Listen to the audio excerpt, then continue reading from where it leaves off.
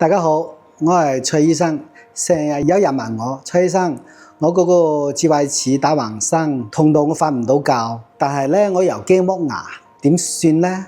今日我同大家講下智慧齒係要點樣去處理。咩叫智慧齒呢？智慧齒佢係早生，佢係有啲係打橫生，有啲係打斜生，有啲係倒住生咁樣嘅智慧齒。再加上咧頂住個前面個牙齒，頂住咧前面牙齒又歪咗啊咁樣。仲有個咧就係頂住嗰個位置個面咧，仲有攝嗰啲食物殘渣，嗰有死角。你刷牙咧刷唔乾淨，沖洗又冇沖得乾淨嘅話咧，會引起啲前面嗰個牙齒即係立嗰7號牙咧，佢爛牙會蛀牙。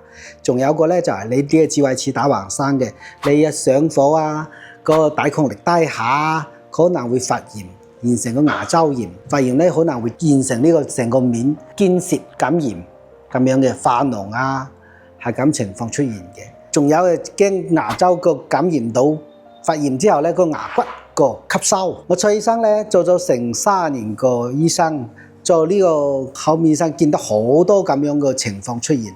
有啲要點樣去排膿，方式好多。排膿都係有痛苦，但係腫起身又係一個痛苦。所以咧就係你冇腫起身之前咧，一定要將呢個智慧齒需要剝嘅又要剝咗佢。但係咧我哋要剝牙之前咧，又要講個方式方法嘅。術前咧你一定要精準嘅攞嗰啲 3D 就係 3D 嘅 CBCT 啊嚟去檢查過你嗰個牙根有冇接近到嗰個神經線，係嘛？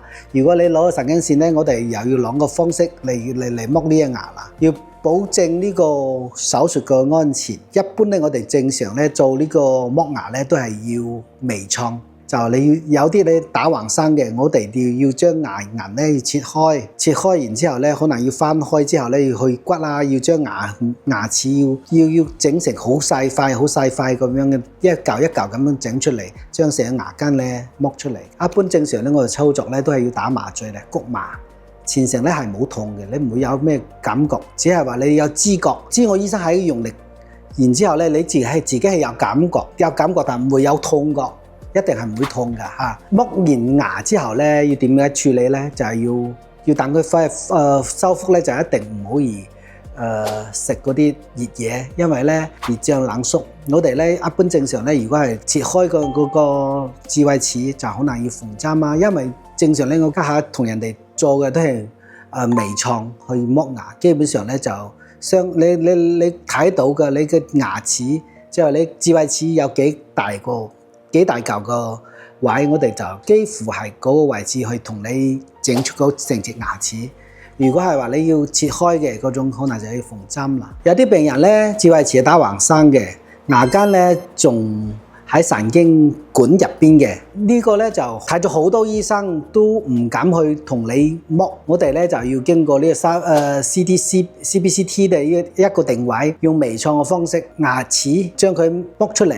呢個咧可能剝牙咧，基本上咧都要半個鐘到成個鐘。如果係話咧技術好嘅，可能就半個鐘之內咧就解決問題。如果技術稍微冇咁強嘅話咧，可能2-3個鐘頭都有嘅。呢個咧就係要睇經驗同醫生經驗好大關係。所以咧，如果你有智慧齒呢個煩惱，唔使驚。揾個有經驗嘅醫生，呢個問題就好輕鬆去解決問題。因為咧有經驗嘅就半個鐘，如果冇經驗咧就2-3個鐘，或者有啲係剝唔到出嚟都係有嘅。仲有一個就神經管入邊嘅牙齒咧，你就可能要睇過，使唔使先將牙齒拉出嚟先，再嚟去剝都有。有啲係剝唔到，可能就要住院噶啦。深圳就係咁樣，就係話你如果你剝唔到呢個神經管入邊嘅牙齒咧，可能剝唔到嘅話咧，你仲係痛苦，你可能就要住院，要做手術處理。